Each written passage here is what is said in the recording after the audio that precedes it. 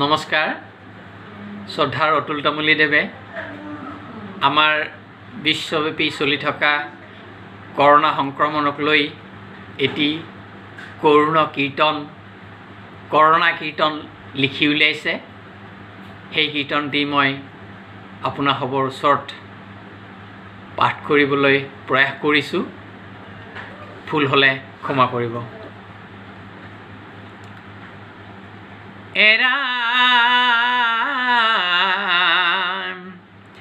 এ অতুল অৱদতি শুনিয়ক মহাজন,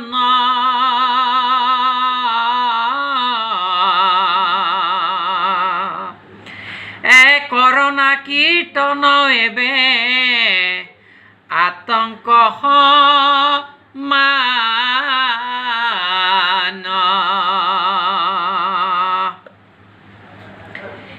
COVID-19 নামে নতুন virus,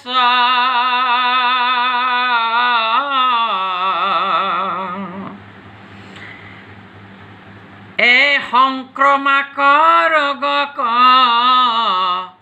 বিয়পাই যে খাস,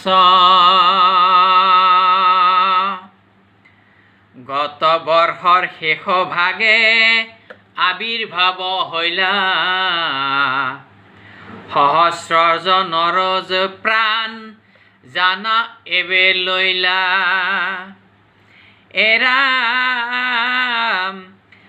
বিশ্বব্যাপী বিয়পাক্ত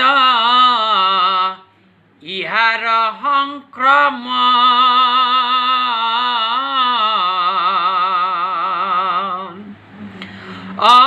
শিশু বৃদ্ধ প্ৰধান লক্ষ্য,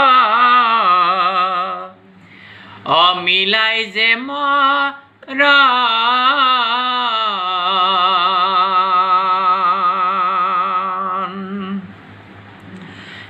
প্ৰতিদিনে বৰ্ধিত যে কৰোনাৰ সংক্ৰমণ,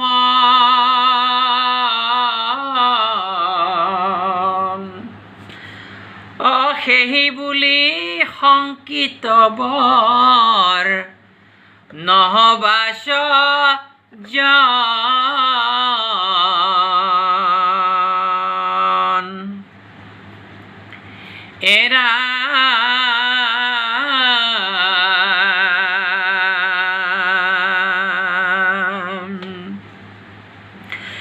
প্ৰতিৰোধ প্ৰতিকাৰৰ জানা যে উত্তম উপায়,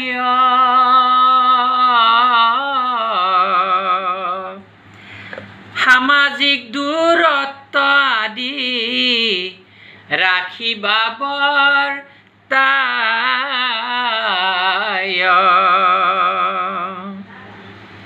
গৃহ বন্দিত্ব নহে জানা বন্দিত্ব আমাৰ,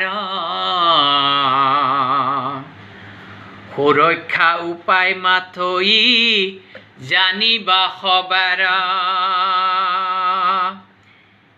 এৰাম কৰিবা আপন কৰ্ম অচে গচাই চাই,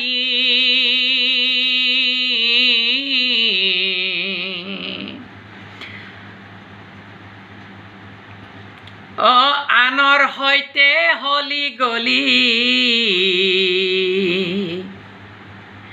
নকৰিবা ভাই,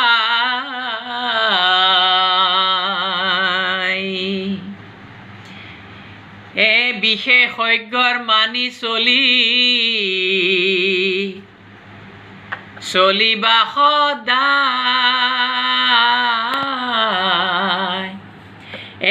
বিশেষজ্ঞৰ বাণী মানি চলিবা সদায়,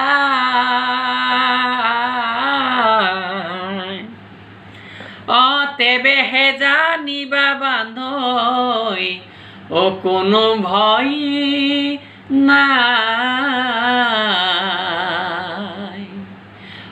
তেবেহে জানিবা বান্ধৈ কোনো ভয় নাই।